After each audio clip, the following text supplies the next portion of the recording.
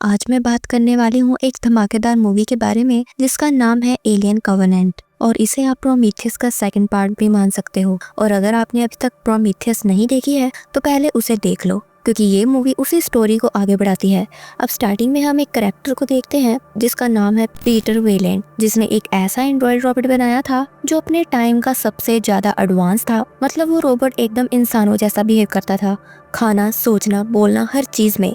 इस रोबोट का नाम था डेविड और उसमें भी जिज्ञासा थी जैसे हम इंसानों में होती है। उसने अपने क्रिएटर यानी वेलेंट से पूछा कि मेरे पिता कौन है, जिस पर वेलेंट उसे जवाब देता है कि तुम्हें मैंने बनाया है तो मैं ही तुम्हारा पिता हूँ।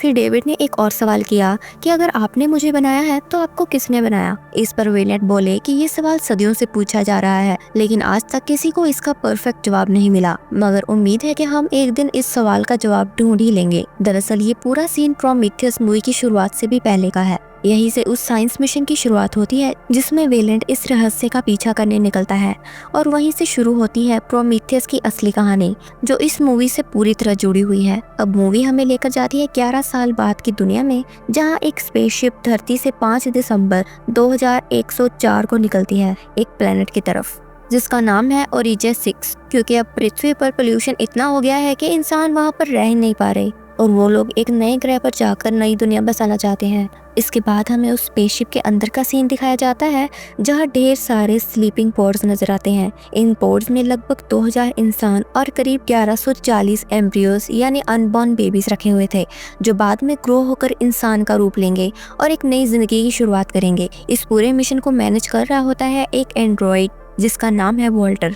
अब वॉल्टर और डेविड दोनों दिखने में बिल्कुल एक जैसे लगते हैं, लेकिन वॉल्टर असल में डेविड के कई सालों बाद बनाया गया एक अपडेटेड वर्जन है। मूवी में बताया जाता है कि ये स्पेसशिप अपने डेस्टिनेशन तक 7 साल और 4 महीनों में पहुंचेगी, लेकिन तभी बीच रास्ते में शिप में एक अचानक गड़बड़ी आ जाती है। जिनके पॉड्स में डीप स्लीप मोड ऑन था उन्हें जबरदस्ती उठना पड़ता है। अब अगर इन स्लीपिंग चेम्बर्स को समझे तो इसका इस्तेमाल इसलिए किया जाता है ताकि इतने लंबे सफर में कोई भी बूढ़ा ना हो जाए और खाने पीने का भी मैनेजमेंट बना रहे। खैर, उस खराबी की वजह से 47 क्रू मेंबर्स की मौत हो जाती है और साथ ही शिप के कैप्टन जैकब भी अपनी जान गंवा बैठते हैं। यहीं पर हमारी मेन कैरेक्टर डैनियल्स की एंट्री होती है, जो कैप्टन जैकब की वाइफ भी थी। धीरे धीरे हमें ये भी पता चलता है कि इस गड़बड़ी से शिप को करीब 17% डैमेज हुआ है, लेकिन बाकी 83% सिस्टम अभी भी काम कर रहा था। अब क्रू मिलकर इस नुकसान को रिपेयर करने की कोशिश करते हैं। इसके लिए कुछ लोग स्पेसशिप के बाहर जाकर टूल्स और केबल्स की मदद से उस टेक्निकल इशू को फिक्स करते हैं। काफी मेहनत के बाद वो उस खराबी को ठीक कर ही लेते हैं, लेकिन उसी वक्त एक नया ट्विस्ट आता है। कैप्टन की टीम को अचानक एक सिग्नल मिलता है जो पास ही के किसी ग्रह से आ रहा था। जब वो उस सिग्नल की डिटेल्स निकालते हैं तो पता चलता है कि वो सिग्नल एक बहुत ही पुराने और रहस्यमय प्लेनेट से आया है। अब सवाल ये उठता है कि अगर वो प्लेनेट पूरी तरह से वीरान है तो वहाँ से ह्यूमन सिग्नल कैसे आ सकता है। हो सकता है कि वहाँ लाइफ के चांसेस अच्छे हों, तो फिर क्यों ना जाकर उसे एक बार चेक कर लिया जाए। डैनियल अपने डाटा एनालिसिस के जरिए समझाती है कि जिस प्लैनेट ओरिजिस 6 की ओर वो जा रहे हैं उसकी तुलना में ये नया प्लैनेट एनवायरनमेंट और रिसोर्सेज के हिसाब से ज्यादा बेहतर लग रहा है। साथ ही ये पास में भी है, जिससे फ्यूल की भी बचत होगी। हालांकि बाकी क्रू मेंबर्स को ये आइडिया ज्यादा सही नहीं लगता, लेकिन डैनियल का कहना था कि अगर उन्हें ओरिजिस 6 जाना है तो फिर से 7 साल इंतजार करना पड़ेगा और उस दौरान फिर से सबको स्लीपिंग पॉड्स में जाना होगा। लेकिन अब कोई भी दोबारा उस स्लीपिंग पॉड्स में नहीं जाना चाहता, क्योंकि पहले ही टेक्निकल खराबी की वजह से 47 लोग मारे जा चुके थे। काफी बातचीत और बहस के बाद आखिरकार डिसाइड होता है कि अब ये लोग उस नए प्लेनेट की तरफ ही रुक करेंगे। उस बड़े से स्पेसशिप के साथ साथ कुछ छोटे फ्लाइंग व्हीकल्स भी होते हैं। इन्हीं में से एक में बैठकर क्रू का एक छोटा ग्रुप उस प्लेनेट पर लैंड करता है ताकि चेक किया जा सके कि वहाँ सब कुछ सेफ है या नहीं। इस सीन में वीएफएक्स और विजुअल्स बहुत ही कमाल के दिखाए गए हैं। जब फ्लाइंग शिप लैंड करती है तो टीम उसी सिग्नल को ट्रैक करना शुरू करती है। अपने हाईटेक इक्विपमेंट की मदद से उन्हें पता चलता है कि वो सिग्नल करीब 8 किलोमीटर दूर एक ऊंची पहाड़ी से आ रहा है। इसके बाद पूरी टीम उस जगह की तरफ निकल पड़ती है, लेकिन एक लेडी उस फ्लाइंग शिप के पास ही रुक जाती है ताकि जरूरत पड़ने पर उसे ऑपरेट किया जा सके या बाकी टीम से कनेक्ट रखा जा सके। अब जैसे ही टीम पहाड़ी की ओर बढ़ती है, 2 लोग पीछे रुक जाते हैं क्योंकि वो वहाँ की मिट्टी के सैंपल्स लेना चाहते थे ताकि ये टेस्ट किया जा सके कि क्या वो जगह इंसानों के लिए रहने लायक है भी या नहीं। उधर बाकी टीम पहाड़ी तक पहुंचने की कोशिश में आगे बढ़ती रहती है। अब जब वो दोनों लोग वहां सैंपल कलेक्ट कर रहे होते हैं, तभी उनमें से एक का पैर एक बैंगन जैसे दिखने वाले अजीब से पौधे पर पड़ जाता है। उस प्लांट के अंदर से कुछ बारीक से बायोजैविक पार्टिकल्स उड़कर सीधा उसके कान में चले जाते हैं। उसी वक्त दूसरी टीम जो आगे बढ़ रही होती है, उन्हें दूर से एक एलियन स्पेसशिप दिखाई देती है और ये वही स्पेसक्राफ्ट होती है जो हमने प्रोमीथियस मूवी में भी देखी थी। जब वो शिप की ओर बढ़ते हैं तो टीम का एक और बंदा ऐसे ही एक पौधे के पास पहुंचता है और जैसे ही वो उसके करीब जाता है, उसी टाइप के माइक्रो ऑर्गेनिज्म इस बार उसके नाक के रास्ते उसकी बॉडी के अंदर चले जाते हैं। अब सीन शिफ्ट होता है उस एलियन शिप के अंदर, जहाँ टीम अंदर जाकर जगह की इन्वेस्टिगेशन करती है। वही डैनियल को एक लॉकेट मिलता है और पता चलता है कि ये लॉकेट डॉक्टर एलिजाबेथ शॉ का है, जो करीब 11 साल पहले एलियन लाइफ की खोज में यहाँ आई थी। एक छोटी सी बात और, जिस स्पेसशिप में ये लोग अभी आए हैं उसका नाम कॉवेनेंट होता है और इसी नाम पर फिल्म का टाइटल भी रखा गया है। शिप के अंदर टीम इतनी क्यूरियस हो जाती है कि गलती से एक बटन दबा देती है, जिससे पुराने टाइम की कुछ रिकॉर्डिंग्स प्ले हो जाती हैं। उधर वही दूसरी तरफ जिस बंदे के कान के रास्ते वो एलियन पार्टिकल्स बॉडी में गए थे, उसकी तबीयत तेजी से बिगड़ने लगती है। उसके साथ मौजूद क्रू मेंबर बाकी टीम तक जाकर ये इन्फॉर्म करता है कि अब हमें फौरन मेन स्पेसशिप पर लौटना चाहिए, क्योंकि उसकी हालत काफी क्रिटिकल हो गई है और वो खून की उल्टियां करने लगता है। जैसे तैसे जब वो स्पेसशिप में पहुंचते हैं, जहां पहले से मौजूद वो लेडी जो कि ऑलरेडी शिप के अंदर थी और वहां की मेडिकल हेड भी थी, जैसे ही उसकी हालत देखती है वो तुरंत ट्रीटमेंट करना शुरू कर देती है। लेकिन तभी हम देखते हैं कि उस बीमार पड़े टीममेट की पीठ पर अजीब से उबार उठने लगते हैं, जैसे अंदर से कुछ फूटने वाला हो। धीरे धीरे उसकी बॉडी ऐसे बिहेव करने लगती है जैसे कोई अनजाना जीव उसके अंदर से बाहर निकलने की कोशिश कर रहा हो। ये सब देखकर उसके साथ वाली लड़की फौरन उस कमरे का दरवाजा लॉक कर देती है। अंदर फंसी मेडिकल हेड बार बार चिल्लाकर उसे बाहर निकालने की रिक्वेस्ट करती है, लेकिन बाहर खड़ी लड़की को पहले ही अंदेशा हो जाता है कि कुछ तो बहुत बड़ी गड़बड़ होने वाली है, इसलिए वो दरवाजा नहीं खोलती। और फिर अचानक उस शख्स की पीठ फटती है और वहाँ से एक नया क्रीचर बाहर आता है, जिसे न्यूमॉर्फ कहा गया है। खैर, ये न्यूमॉर्फ सामने खड़ी मेडिकल हेड पर सीधा अटैक कर देता है और उसे मार डालता है। जैसे जैसे वक्त गुजरता है, ये क्रीचर तेजी से ग्रो करने लगता है और अचानक वो कांच तोड़कर उस लड़की पर भी हमला कर देता है जो बाहर खड़ी थी। लेकिन किस्मत से उसे एक बंदूक मिल जाती है और वो फायर कर देती है, मगर क्रिएचर इतना फास्ट होता है कि गोलियां उसे बस छूकर ही निकल जाती हैं। तभी वहाँ रखा एक सिलेंडर फटता है और पूरी शिप में आग लग जाती है। उधर दूसरी तरफ जिस शख्स के नाक के जरिए वो माइक्रो एलियन पार्टिकल गए थे, अब उसकी हालत भी तेजी से बिगड़ने लगती है। उसके साथ भी वही चीजें होने लगती हैं जो पहले वाले टीममेट के साथ हुई थी। शरीर में अजीब हलचलें शुरू हो जाती हैं और आखिर में उसका सीना चीरकर एक और न्यूमॉर्फ पैदा हो जाता है। अब हालात पूरी तरह से कंट्रोल के बाहर हो चुकी थी। सभी लोग डर के मारे हैरान थे कि यह सब हो क्या रहा है। अब तक उसकी टीम के 4 मेंबर्स मारे जा चुके थे और किसी को समझ नहीं आ रहा था कि इनसे कैसे निपटे। सब मिलकर अपने मेन शिप कॉवेनेंट से संपर्क करने की कोशिश करते हैं, लेकिन सिग्नल नहीं मिल पाने की वजह से काफी वक्त बर्बाद हो जाता है और तब तक अंधेरा भी हो चुका था। रात के उस सन्नाटे में वो खतरनाक क्रिएचर फिर इंसानों पर अटैक करने के लिए लौट जाता है, लेकिन इस बार टीम के पास हथियार होते हैं और जो भी बंदूक पकड़े होता है वो ताबड़तोड़ फायर करना शुरू कर देता है ताकि इस जानलेवा क्रिएचर को खत्म किया जा सके। लेकिन कोई भी उस जानलेवा न्यूमॉर्फ से जीत नहीं पा रहा था। फिर वॉल्टर सामने आता है, लेकिन वो क्रिएचर उसका हाथ ही चबा जाता है। इसके बाद वो न्यूमॉर्फ कुछ लोगों को पूरी तरह घायल कर देता है और एक शख्स की जान लेकर वहां से भाग जाता है। तभी ऊपर आसमान में एक फ्लेयर गन फायर होती है और वहाँ एक हुडी पहने हुए इंसान एंटर करता है जो सीधा कहता है कि अगर बचना है तो मेरे पीछे आओ। अब सबको अपनी जान प्यारी थी तो सबके सब बिना कुछ पूछे उस अजनबी के पीछे दौड़ पड़ते हैं। तभी हमें एक बड़ा ग्राउंड दिखाई देता है जहाँ हजारों लाशें बिछी पड़ी थी। ऐसा लग रहा था मानो किसी को भागने तक का मौका नहीं मिला हो। हर एक डेड बॉडी का रंग काला पड़ चुका था। सब उस आदमी से सवाल करते हैं कि आखिर तुम कौन हो और इतने टाइम से यहाँ अकेले कैसे जिंदा हो।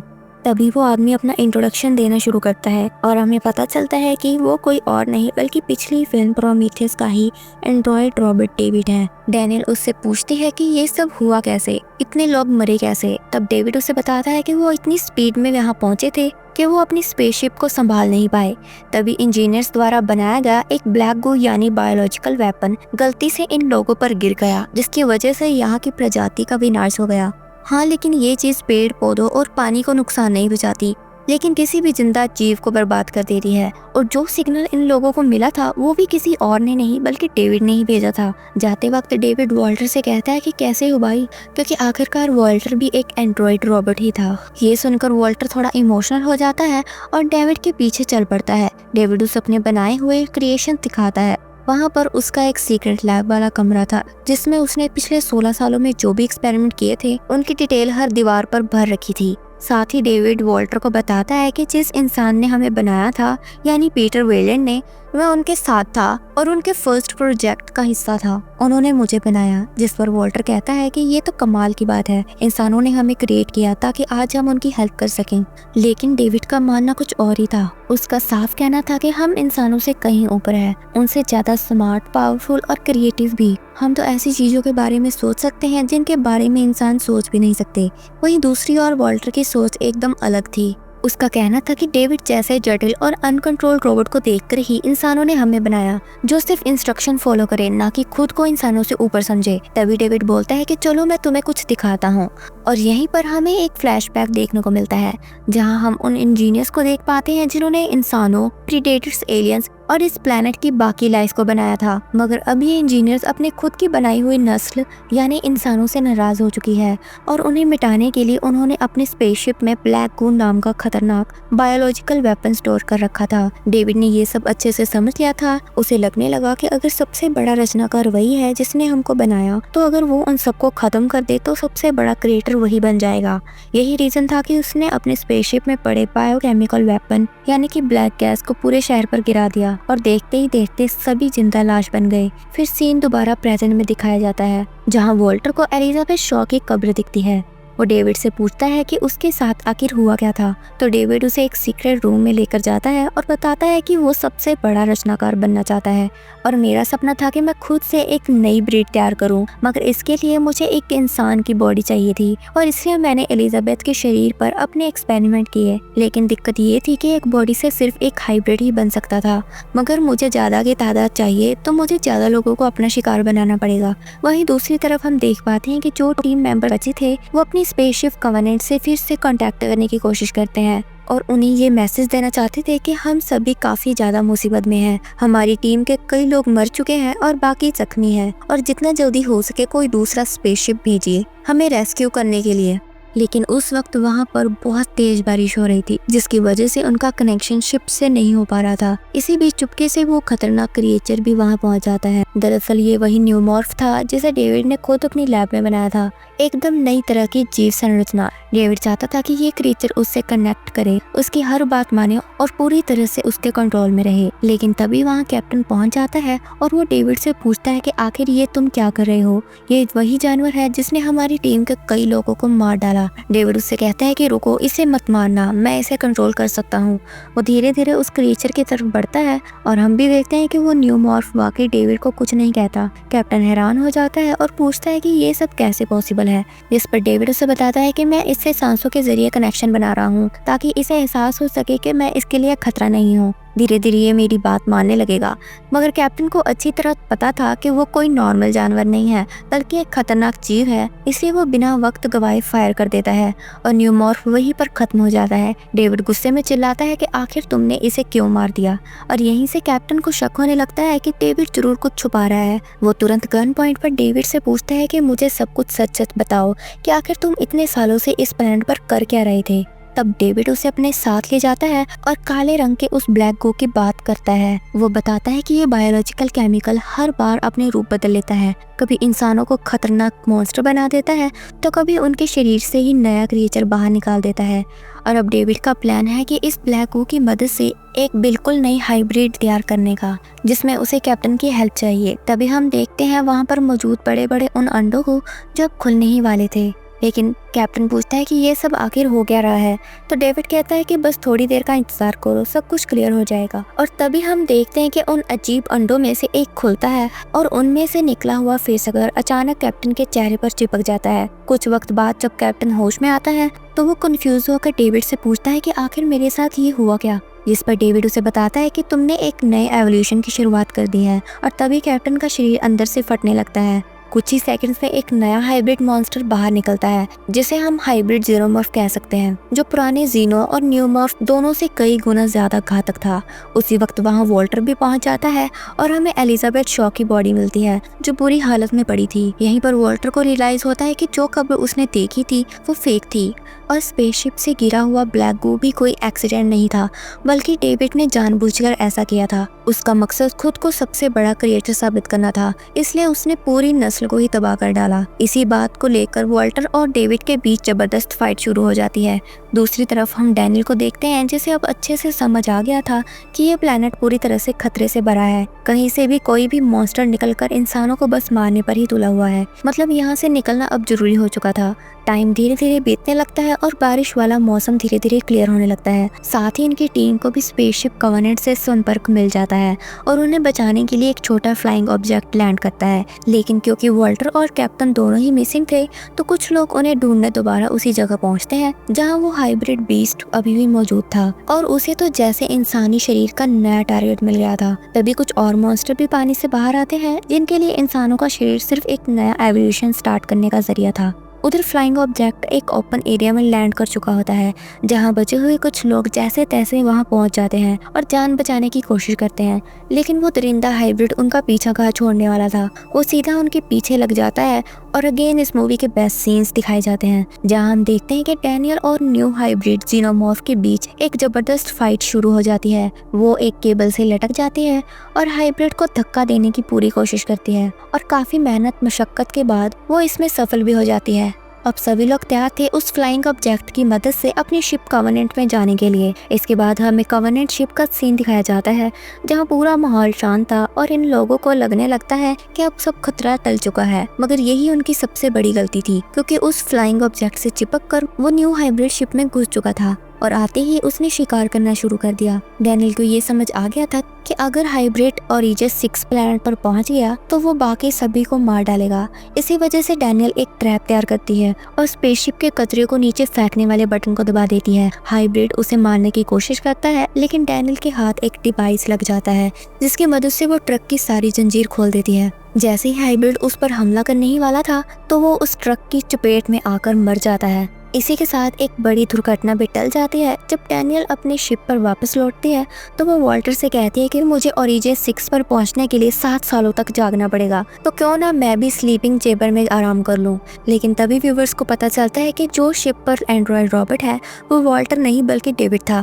यानी जब दोनों के बीच लड़ाई हो रही थी तब डेविड ने वॉल्टर को जख्मी किया और खुद उसकी जगह लेकर शिप पर कब्जा कर लिया। अब डेविड कॉवेनेंट पर पूरी तरह से कंट्रोल कर चुका था और इसी कहानी के आखिर में हम देख पाते हैं कि डेविड अपने मुंह में फेस करके कुछ नए एम्ब्रियोज लेकर आया था जिन्हें उसने शिप में रख दिया ताकि 7 साल बाद जब इंसान अपनी नींद से जागे तो इन एम्ब्रियोज के लिए काफी सारा खाना मौजूद हो। और इसी शानदार सस्पेंस के साथ ये कहानी यहीं खत्म हो जाती है। तो दोस्तों, अगर आपको ये वीडियो पसंद आई हो तो इसे लाइक, शेयर और कमेंट करके जरूर बताइएगा। और अगर आप हमारे चैनल पर नए हैं तो चैनल को सब्सक्राइब करना मत भूलिएगा क्योंकि आने वाले पार्ट्स और भी ज़्यादा इंटरेस्टिंग होने वाले हैं।